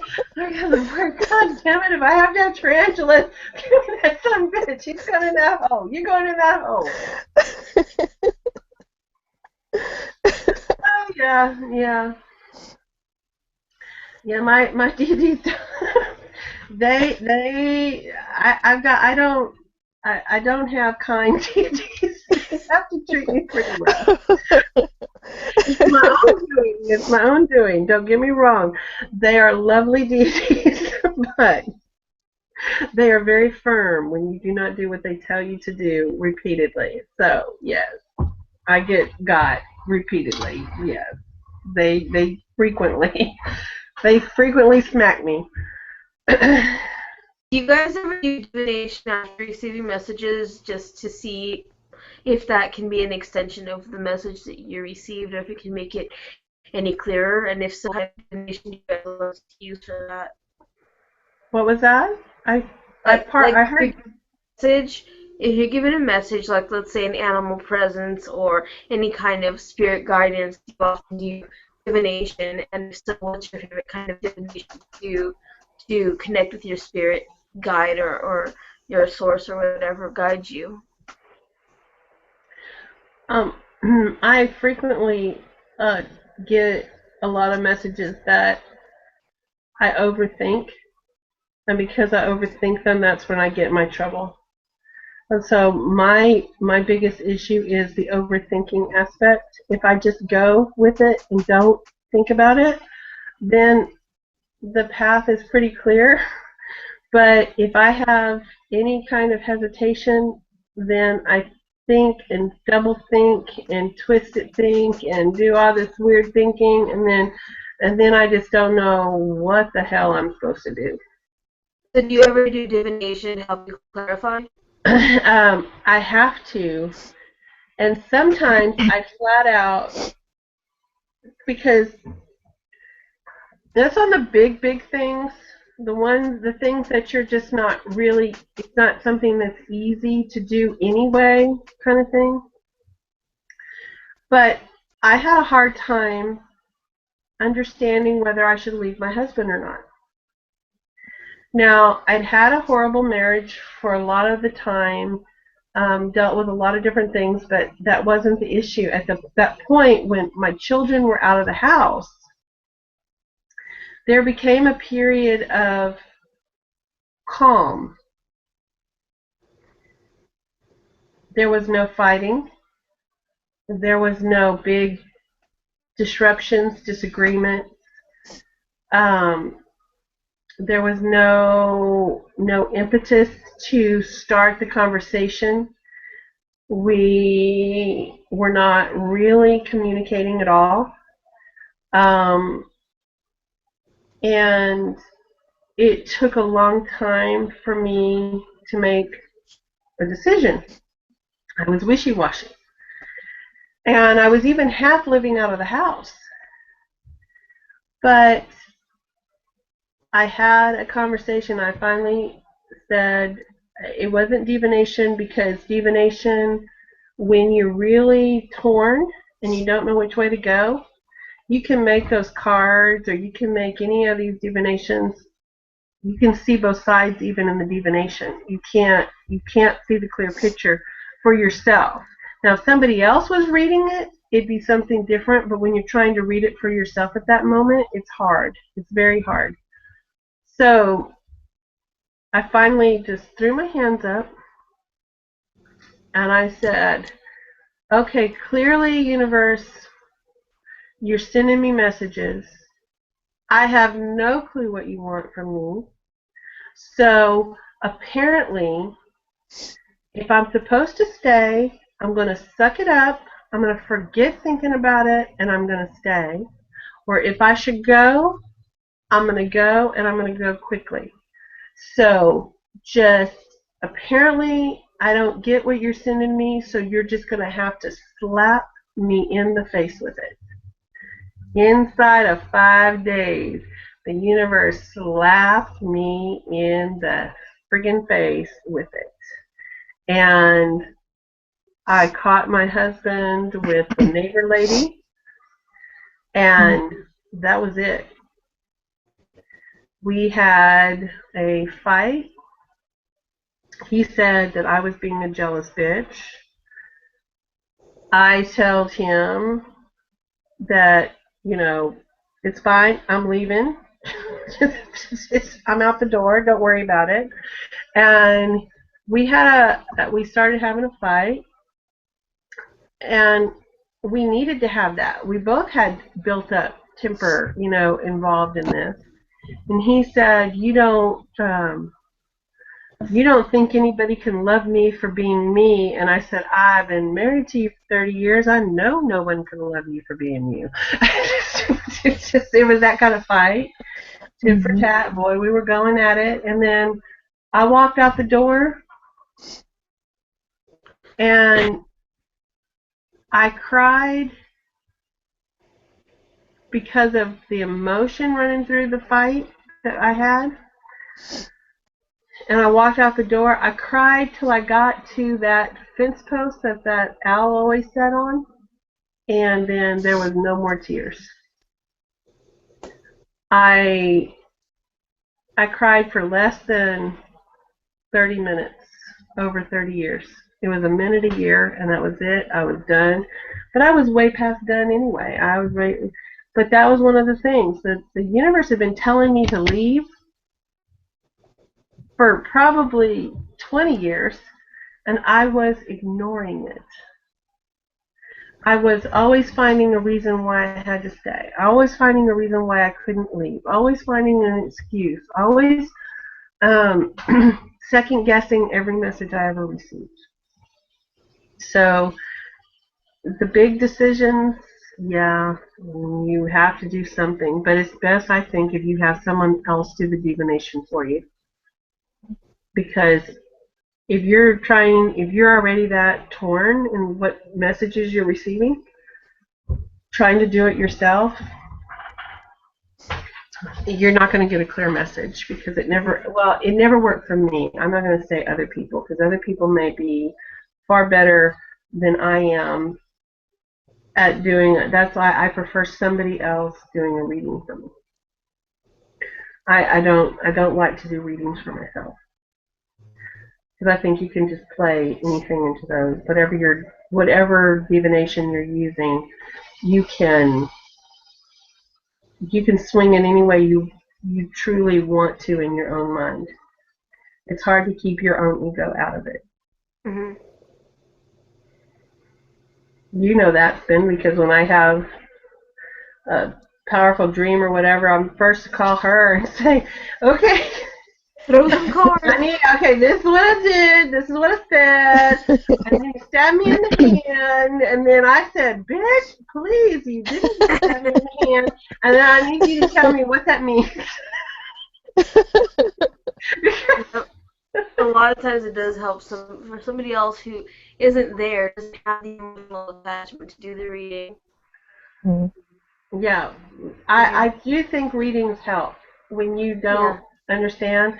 I just, in my case, think it's better if someone else is doing the reading, because your own ego can just read anything it wants to read, and you can see anything you really want to see. You can contrive whatever you want in those cards. But, and you're really not open to your spirit guide coming in and assessing you at that moment. You really don't want to hear it. So you kind of, your spirit guides will kind of become quiet at that moment because you've blocked them. You can block them out. You can make them go away that they can't, enter. And you can deny them access. So it's better if somebody else is giving you the reading. I personally think. I don't think you can really trust yourself at that point. Mm-hmm. Yeah, especially with those hypercharged events like that, relationships. It's just too easy. When it's toxic like that, it's just so easy to delude yourself. Exactly, and it just, and my thing was, I realized that the thing that kept my marriage together for as long as it was because I didn't want my parents to tell me, "I told you so." Okay, so this is a stubborn girl here. 30 years just not so my parents could say, "I told you so." I'm bad. I'm real bad. And I'm Pisces. It's not supposed to be that way, but all of my planets are all jammed up in Aquarius, and it's that damn Aquarius that gets me every time. Or maybe it's that Pluto and Virgo. Pluto and Virgo with my opposite Venus and Pisces is really, I looked that up one time. That is like the scariest friggin' relationship pattern ever. To have Pluto in Virgo with Pisces with Venus in Pisces in a complete opposition. It means that you don't want normal relationships. You have to have fantastic or crazy or something relationship, or you're not happy. You don't even care to have it. So that explains my relationship. So even your relationship pattern is stubborn. It's very stubborn. It's extremely stubborn. I'm only happy, apparently, if it's like that. You're a contrarian, is what you are. I'm a something. I don't know. I don't know what the hell it is, but I'm like, and there you go. Why did I have a relationship with a priest? Could it have been that Venus and Pisces and that Pluto and Virgo? I think so. See, for me, when it comes to messages, I think the more information that I want, the lesser the divination method I'll use. Like, if I want a whole lot of information because my head is swimming about a particular subject, I'm going to go with an oracle deck because that tends to be really straightforward and it'll kind of bring me back down to earth as far as to what's really going on versus all the things that are going on in my head. If I can just read the oracle, it's going to be like, boom, this is what's going on. And then that straightforwardness combined with all the crap going on in my head will come to a sort of balance in where I'm able to figure out, okay, well, it's not all these things, it's just this. Versus if I were to read tarot cards and be that torn about something or be that in the air about something, then it's just my billions of thoughts combined with the billions of thoughts I see in the tarot cards. Yeah, I think that might be it because I usually go to a tarot deck and look at that going. Thought fragments of good and bad and neutral and horrible and things walking about, and it makes it impossible to find that place where like to sweep it all away and just pull in what's really going on, which is why I tend to like using oracle decks in those situations better. Yeah, it's also the spread you use too. That Celtic cross is not good at that point when you really have a decision. You have to just go the 3-card pull and just say past, present, future. Because that Celtic cross, you, you're all over the place when you're trying to do it for yourself. Now, if someone else is doing it, then I like the Celtic cross. Like if I'm doing it for somebody else, or I have no problem with Celtic cross. But when I'm confused and I'm like that with 1,000 thoughts in my head, and then I throw that, and I'm like, oh, I see everything having a relationship with everything. I can't. There's just Yeah. way too much. There's way too much confusion there for me because my brain's not ready to hear the message anyway. That's why I'm having the issue. It's not ready for the message. As Well, much as yeah, I think. there's that pesky thing where in the future there's like all these creativity, like creative ideas, and da, da, da, da, but then you find yourself as death or the hanged man or the devil or something where you're either disillusioned or transforming, and it doesn't feel like a good card, even though death is simply transformation. Even though you're like, well, wait a minute, my future was supposed to be here in love or a good idea or creativity, and now I find myself lost. What the hell? Yeah. And then Or throw in the devil card is also representative of Capricorn. mm-hmm. And Capricorn happens to be my current lover, or it could be my child, two of my children. So now I'm like throwing in there, because now I'm seeing astrology in there, and now I'm also seeing, that's a person over there. Who's that? Who's that? Who's that? Is that? And I'm seeing everything. My brain goes everywhere, and I just have, my brain just starts going into a meltdown. What is your first thought when your outcome is your card, like your birth card or your astrological card? What was that? What is the first thought that you have when you see your outcome is your card? Is it more of what the cards reading is, or is it more of what you like, oh, well, I'm just getting back to being the full version of myself type of thing? It depends on what the other cards are, and it depends on what question I'm asking to begin with. If I'm relatively sane about pulling a spread for myself, then I can give myself a half decent reading. I still always think that a reading gets better with somebody else doing it for you, because you want to read certain things into things. You want to, you want to see that new man coming in, or you want to see this, what prosperity or whatever. So I always think the cards are better read by somebody else for your personal self, but it depends on what I'm asking, because I don't always, if I'm asking just general, I can't even think what I don't always see the card as my card. But if you throw certain cards out there, then I've got to say, God damn it, that damn Capricorn card showed up. And then I got to think about 1,000 things about that Capricorn card. It's not about my card. I ain't worried about me. Pisces always is thinking about everybody else. It's not ever about me. It's like, what are y'all going to do to me next is what I'm usually thinking. It's like, shit. Well, the reason that I asked is because I threw some cards this afternoon, and the outcome was my card, which is the Hermit.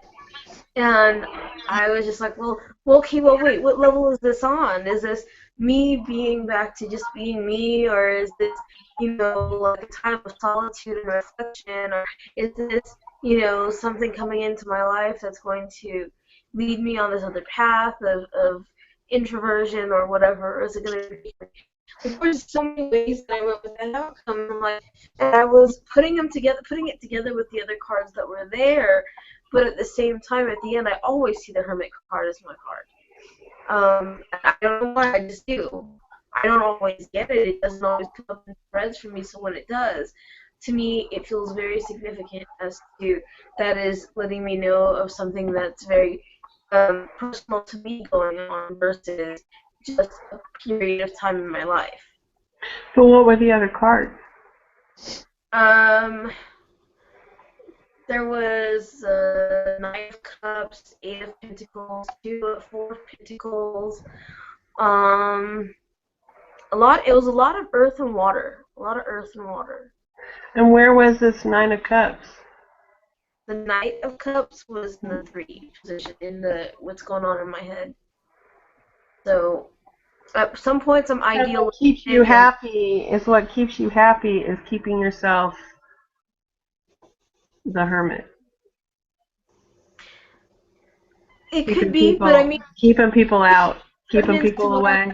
Actually, asking, I think that when I decided that it was going, what I felt most from it was that it always ends up being back to things, stuff happening, and then there's that time of reflection on all the things and all the stuff and all the people and all the goings on right or wrong or indifferent, and then that reflection time. So, I don't know. But it's hard to say if I didn't see the whole spread, so that's something a little different anyway. So,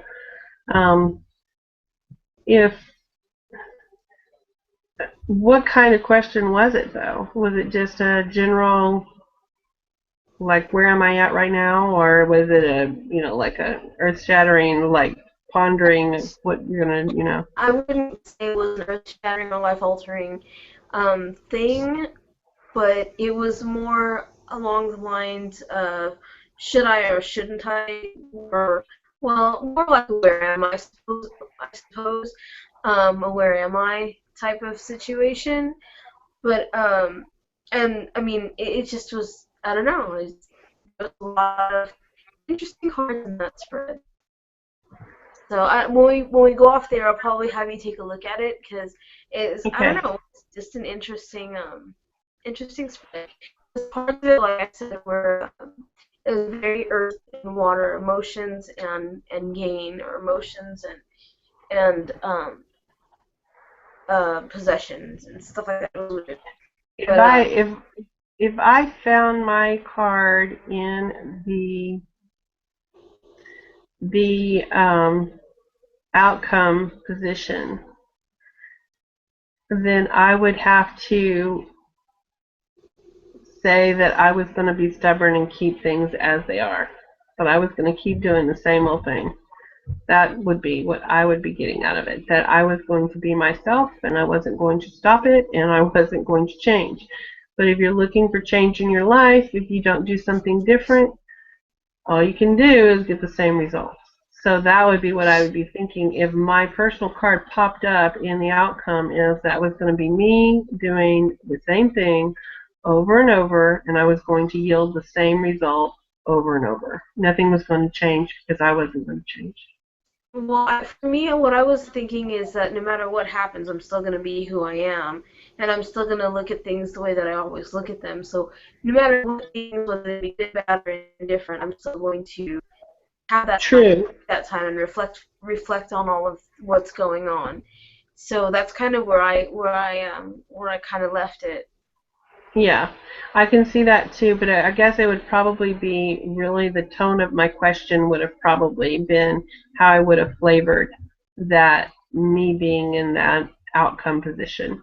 But I would probably be thinking to myself,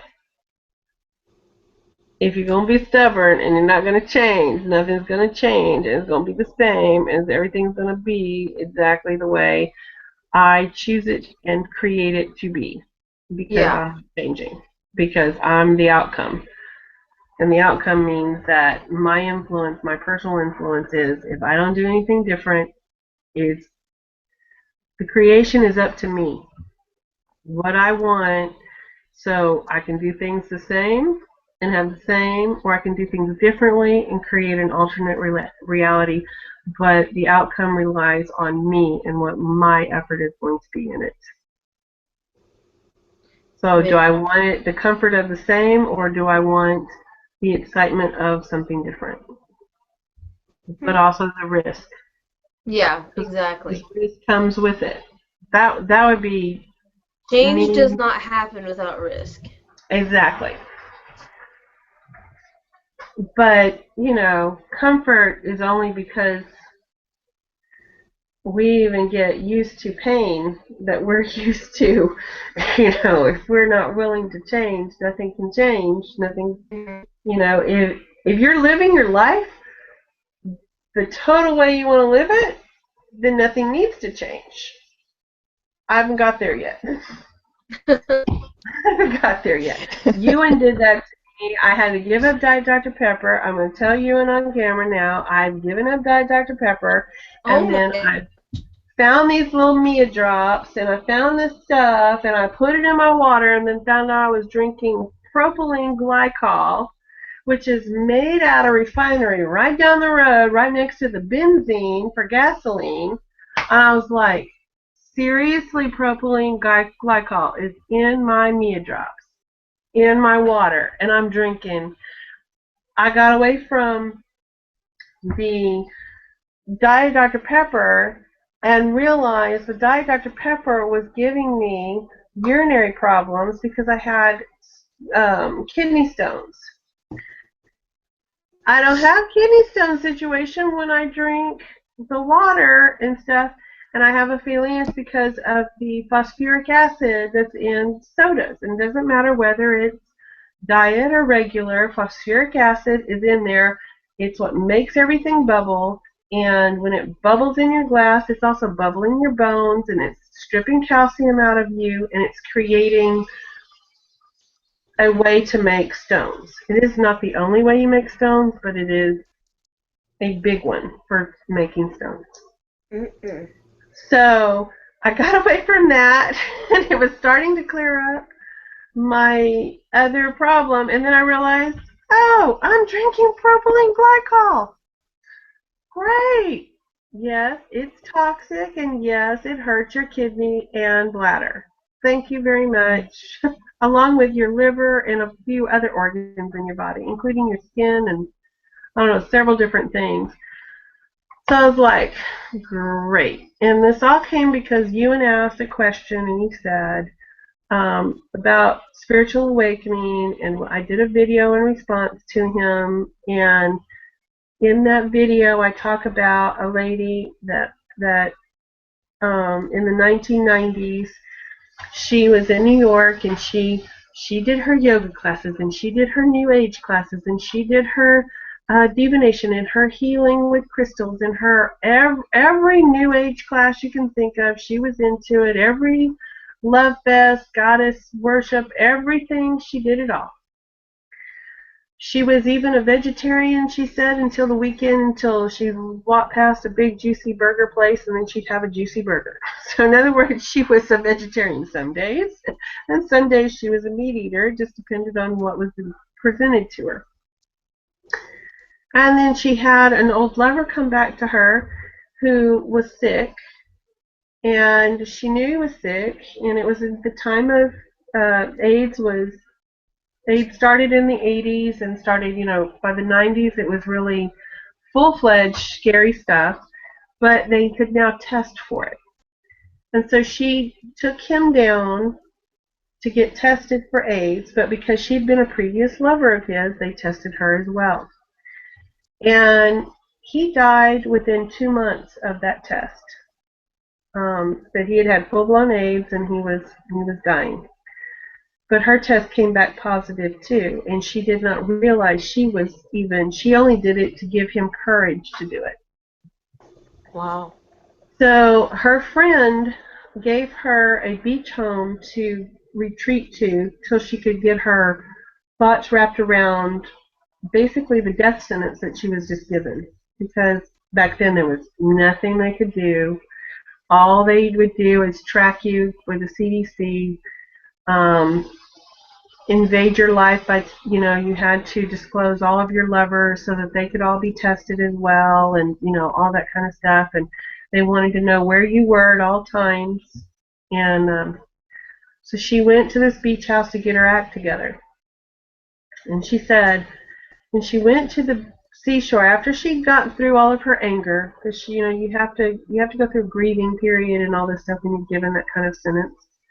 And she went out to the water, and she sat down in the sand, and because she had these big issues to ponder, she actually said, that she got into her first real meditation.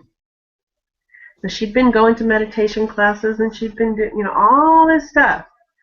But that was the first time that she'd actually truly got into total meditation.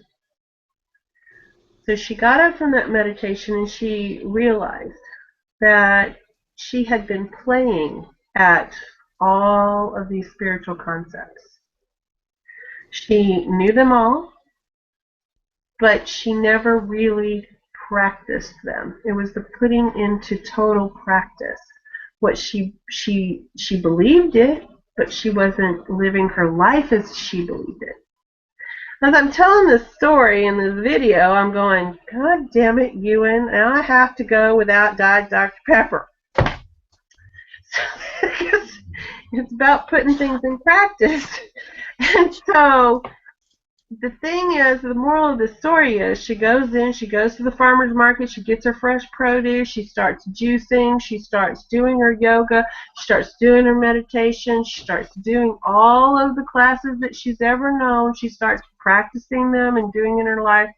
She was one of 5 people in the United States that had it but no longer has it, and they still track her to this day for how her body overcame it for the vaccines and stuff to try to prevent AIDS. But it's because she practiced all of these spiritual things, and she truly practiced them for the first time in her entire life. And so there I was saying, damn it, Ewan, now I've got to start practicing all the crap I know. So I'm trying to detox my life of all the chemicals and all the stuff that is so overwhelming